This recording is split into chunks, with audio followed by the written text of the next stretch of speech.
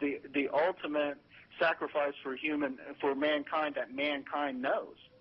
It's God giving His own Son. That's not a sacrifice, John. Was that immoral of God to kill His own Son? Okay, first of all, this idea that it was His own Son is absurd.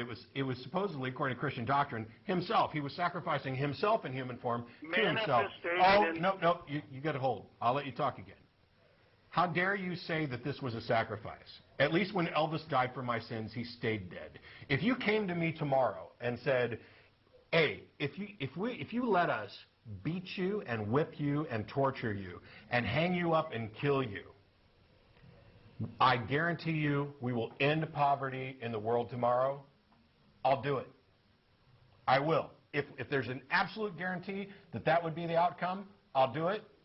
You know, I'll go down this forever. I'll be famous forever for it. I mean, if you can come up with no better justification than empathy and compassion, fame, living forever as the guy who ended poverty. However, if you came to me and said, by the way, not only will we beat you and torture you and hang you up and kill you, but we'll raise you from the dead in 3 days and you get to be God, that's not a sacrifice. What exactly did God sacrifice?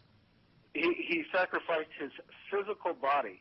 As He came down... If He is the creator of everything, what is a physical body? What possible sacrifice could that be for Him? Couldn't He just make another one? He could have picked anything. How can that be a sacrifice? You're giving something up. To me, though, that whole thing is just another testament to the immorality of this character Yahweh. Yeah, that He needs a blood sacrifice. Because the reality is, there was no requirement. First of all, there was no requirement for redemption. All right, that was an arbitrary thing. If God is all-powerful, then He can say, I'll accept or not accept anything. There was a requirement by Jewish law. Well, so God is subject to Jewish law? No, God created the law, apparently, supposedly. The point is, if He's dictating this, then He's making the game. He's making these rules. So He's the one that says, hey, let's kill somebody. Let's torture them, and let's kill them, and let's slaughter a human being as recompense for all these guilty people so that they can then, be rewarded for their lives of guilt. And the reason for that is because we partook in the fruit of the tree. No, but there's no reason for it. There is no reason for it. Are you saying that it is impossible? Are you saying that it is impossible for God to just forgive without a blood sacrifice? God can't do that? He does. Can He do that?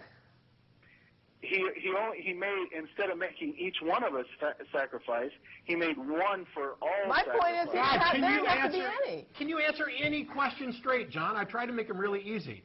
Are you saying, can God, if He wants to, just say, no blood sacrifice necessary, I forgive you for that? If He wants to, but then why doesn't He want to? Listen, His character. It is His character of holiness. I told you last week, His character is an ass, and that's the point. Yeah, I agree. I agree that it's His character to demand a blood torture death. Because that's what He did all through the Old Testament. And it sounds good to Him. The point is, it's not a character of holiness. That's a character of massive, sadistic cruelty.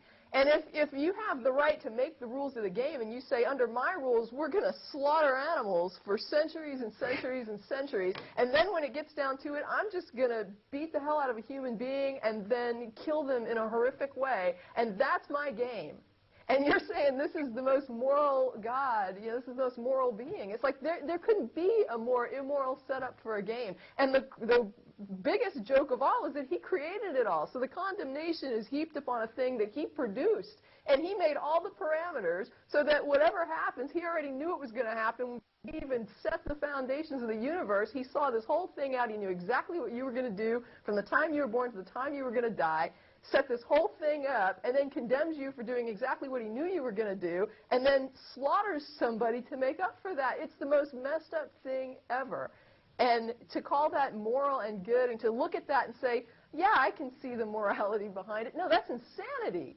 I don't even know what to call that. The fact that this religion could get people to call that love is a disgrace to human minds. I mean, I don't even know It's exactly, you have demonstrated again this week exactly the point that I made last week.